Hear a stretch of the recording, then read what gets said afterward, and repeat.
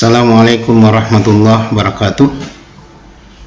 Alhamdulillahirrabbilalamin. Kita bersyukur pada Allah subhanahu wa ta'ala di siang hari ini kita kembali bisa melanjutkan kuliah kita ya, sekalipun melalui kanal YouTube ya.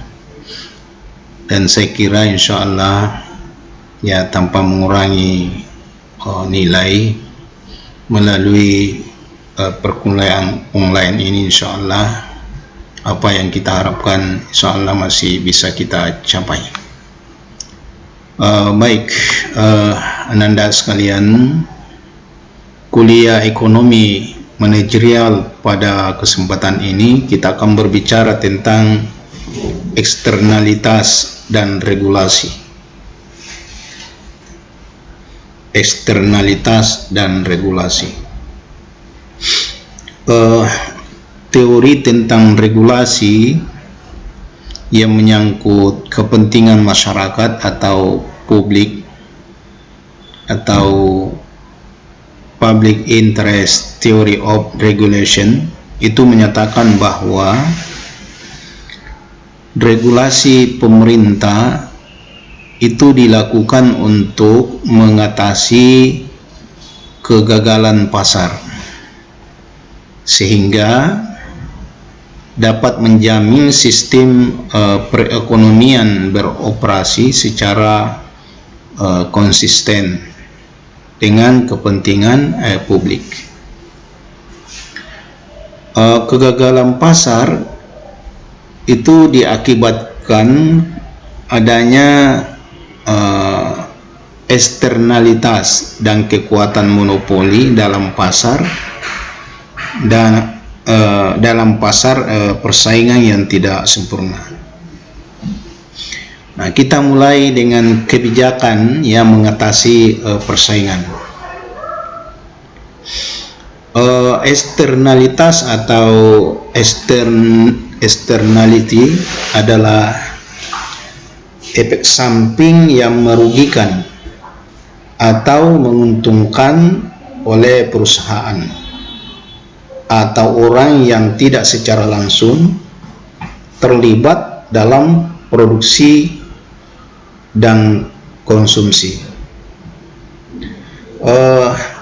Eksternalitas ini dapat dikelompokkan ya. Yang pertama, ekonomi eksternal produksi atau external economies of production, yaitu manfaat yang belum terkompensasi untuk sebahagian perusahaan karena peningkatan output perusahaan lain. Misalnya ya, perusahaan melatih pekerja dan rupanya pekerja itu pindah ke perusahaan lain. Jadi tentu ini suatu kerugian ya, karena kita yang melatih, tapi kemudian pekerja itu setelah mereka mahir itu pindah. Kemudian yang kedua, disekonomi eksternal produksi atau eksternal diseconomies of production. Apa yang dimaksud dengan disekonomi eksternal produksi, yaitu biaya yang belum terkompensasi untuk beberapa perusahaan akibat perluasan output perusahaan lain. Contoh ya, peningkatan limbah oleh sebagian perusahaan yang berlokasi di sepanjang aliran air yang dapat menimbulkan undang-undang anti polusi sehingga meningkatkan biaya pembuangan limbah untuk semua perusahaan di daerah tersebut. Lalu yang ketiga, ekonomi eksternal konsumsi atau external economies of consumption, yaitu manfaat yang belum terkompensasi oleh sebagian individu akibat peningkatan konsumsi produk individu lainnya. Misalnya, ya kita ambil contoh peningkatan pengeluaran untuk merawat halaman rumput itu akan meningkatkan nilai rumah tangga tersebut. Misalnya, ya merokok di tempat umum mempunyai dampak yang membahayakan bagi yang bukan perokok di tempat tersebut. Lalu yang keempat, disekonomi eksternal konsumsi atau external diseconomies of consumption. Apa yang dimaksud dengan disekonomi eksternal konsumsi? Yaitu biaya yang belum terkompensasi untuk sebagian individu akibat pengeluaran individu lainnya. Nah, eksternalisasi produksi dan konsumsi ini dapat menyebabkan ya produk yang dihasilkan menurut masyarakat menjadi terlalu banyak atau terlalu sedikit. Nah, jika biaya sosial lebih tinggi daripada biaya pribadi, maka produk yang dihasilkan menjadi terlalu banyak. Sebaliknya, jika biaya sosial lebih tinggi dari biaya pribadi, maka produk konsumsi menjadi terlalu sedikit.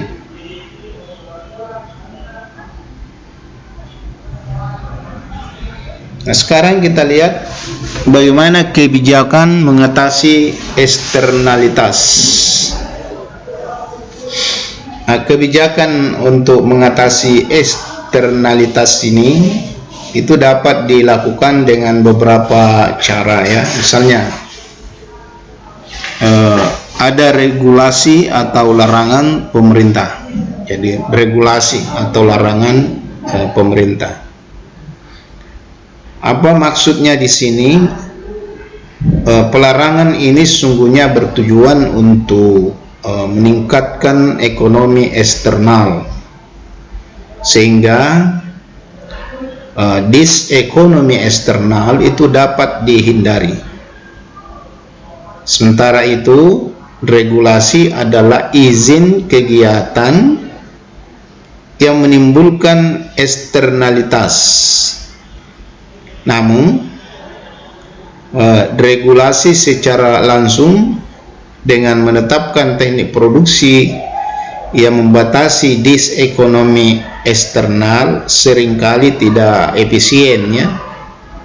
Sehingga cara yang paling efisien membatasi eksternalitas ini adalah kondisi di mana biaya sosial marginal itu sama dengan manfaat sosial marginalnya. Kemudian kebijakan mengatasi eksternalitas selanjutnya adalah pajak atau subsidi. Nah, di sini pajak diberikan untuk mengatasi eksternalitas negatif atau disekonomi eksternal dengan tujuan untuk meningkatkan pendapatan guna memberikan pelayanan pemerintah. Misalnya, pajak ya diberlakukan, misalnya pajak minimum misalnya ya pajak minuman keras, rokok dan bensin ya. Sementara itu, subsidi diberikan untuk mengoreksi eksternalitas positif atau ekonomis eksternal melalui pemotongan pajak investasi dengan tujuan meningkatkan investasi. Nah, tunjangan penyusutan pembangunan sumber daya alam dan bantuan pendidikan.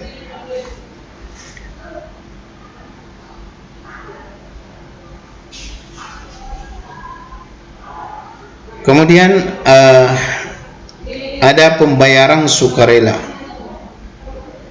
Nah, kontribusi perusahaan terhadap kerugian yang dialami oleh masyarakat akibat disekonomi eksternal itu dapat melalui pembayaran langsung, ya, atau bisa juga ya memberi bantuan peralatan, merger, ya, dan lain sebagainya. Kemudian penjualan izin polusi. Jadi pemerintah dalam menentukan jumlah polusi yang dianggap optimal secara sosial, yaitu berdasarkan manfaat dari kegiatan yang menghasilkan polusi. Kemudian ada lisensi melarang perusahaan menghasilkan polusi pada tingkat tertentu, ya, sehingga biaya polusi itu diinternalisasikan atau dianggap bagian biaya produksi, dan jumlah polusi yang diizinkan itu dimanfaatkan untuk aktivitas berharga. Kemudian kita lihat bagaimana regulasi fasilitas umum, ya. Nah, regulasi fasilitas umum ini terkait dengan penentuan cara yang tepat, ya, yang terkait dengan fasilitas umum dan monopoli alamiah. Nah, kita lihat, ya, yang pertama, fasilitas umum sebagai monopoli alamiah. Nah, monopoli alamiah ini adalah kondisi di mana perusahaan besar itu memasuk keseluruhan pasar dengan karakteristik biaya rata-rata jangka panjang perusahaan yang terus menurun.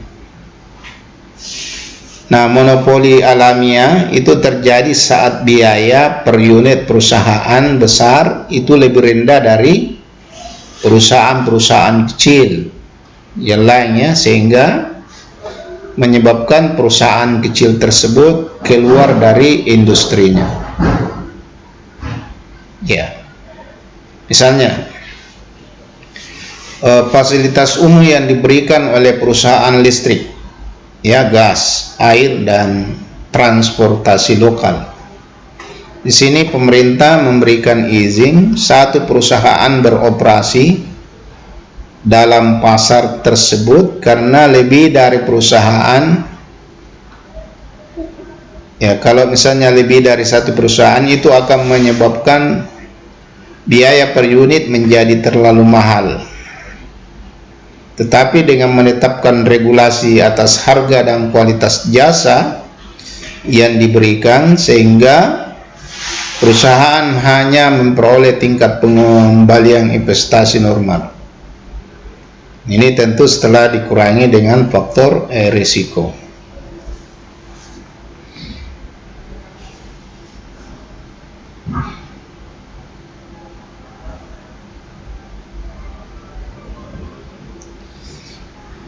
Namun perlu diperhatikan, ya, bahwa praktek penentuan harga untuk regulasi fasilitas umum itu, ya, agak sulit, ya, agak rumit. Dan komisi regulasi itu biasanya lazim menggunakan biaya investasi asli karena, ya, ada beberapa alasan. Misalnya mereka kesulitan menentukan nilai pabrik atau aset tetap dalam perhitungan tingkat pengembalian normal.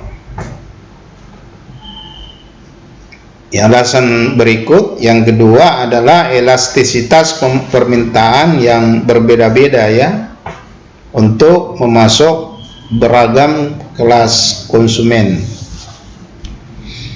Kemudian alasan yang ketiga, perusahaan penyedia jasa fasilitas umum lazim menjual produknya secara gabungan atau jointly produk, sehingga tidak mungkin mengalokasikan biaya secara rasional ya untuk berbagai kelas konsumen.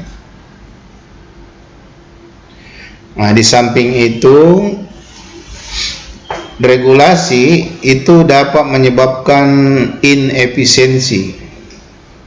Ya. Jadi di samping itu regulasi dapat juga menyebabkan tidak efisien. Ada beberapa alasannya ya. Misalnya yang pertama, tingkat pengembalian investasi ya adalah normal, sehingga perusahaan kurang mempunyai insentif untuk menekan biaya. Yang kedua, penentuan tarif yang terlalu tinggi karena investasi aset tetap yang berlebihan dan penggunaan teknik produksi pada padat modal untuk menghindari tingkat pengembalian normal. Sebaliknya, jika investasi aset tetap terlalu sedikit, itu akan menurunkan kualitas pelayanan. Kelebihan dan kekurangan investasi ya atas pabrik dan peralatannya akibat penerapan tarif fasilitas umum yang tidak tepat itu disebut dengan efek Appert-Johnson atau efek A. Lalu yang ketiga, adanya tenggang waktu regulasi atau regulatory lock karena debat publik, sehingga terjadi penurunan investasi aset tetap.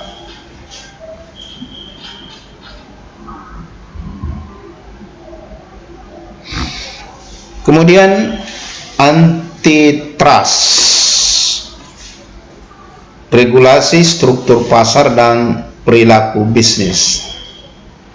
Trust yang kita masukkan di sini adalah kesepakatan peningkatan konsentrasi kekuatan ekonomi, yaitu hak memberikan suara saham perusahaan industri oligopolistik ya kepada sebuah trust hukum yang berfungsi mengelola perusahaan-perusahaan sebagai sebuah kartel yang membatasi output, menetapkan harga monopoli, dan memperoleh laba monopoli. Namun ya itu bisa menimbulkan kemarahan publik yang meningkat, sehingga ya dirumuskanlah hukum antitrust ya untuk mencegah monopoli atau konsentrasi kekuatan ekonomi, serta memelihara tingkat persaingan yang wajar dalam perekonomian. Kemudian ada regulasi persaingan internasional. Regulasi untuk perdagangan internasional itu mencakup tentang tarif ya, kuota, pembatasan ekspor sukarela, bea anti dumping, dan regulasi teknis. Hal ini ya bisa kita uraikan bahwa ya tarif impor di sini adalah pajak atas impor ya, sehingga meningkatkan harga konsumen domestik. Kemudian ya mengurangi kuantitas permintaan dalam negeri dan impor luar negeri. Lalu mendorong produksi domestik yang bersifat substitusi produk impor dan peningkatan pendapatan tarif negara.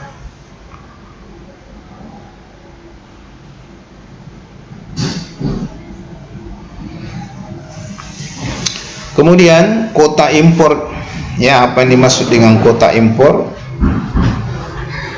yaitu segala bentuk pembatasan perdagangan yang lebih ketat ya, untuk menghasilkan lebih banyak barang ya, dan menetapkan harga yang lebih tinggi serta efektif untuk membatasi persaingan dan peningkatan harga. Kemudian ada pembatasan ekspor sukarela ya.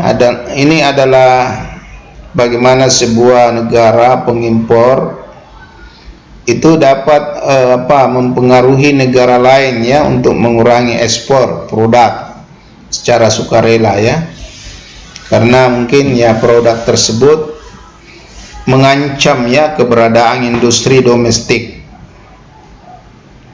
Nah, dengan ancaman pembatasan perdagangan yang lebih banyak dan menyeluruh. Nah, apa dampak dari pembatasan ekspor sukarela? Ya, itu sama dengan tarif impor ya, kecuali diatur oleh negara yang melakukan ekspor, sehingga efek penerimaan dan laba monopoli itu diperoleh oleh eksportir asing. Kemudian ya, anti dumping ini adalah gugatan yang sengaja digunakan untuk mengusir eksportir ke negara ya, dari suatu negara ya, misalnya regulasi keselamatan mobil dan peralatan listrik ya, regulasi tentang kesehatan produksi dan pengepakan makanan impor.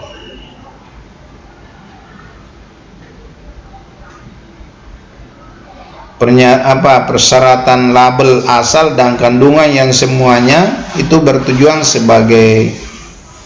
sebetulnya ya sebagai kamuflase tipis untuk membatasi impor.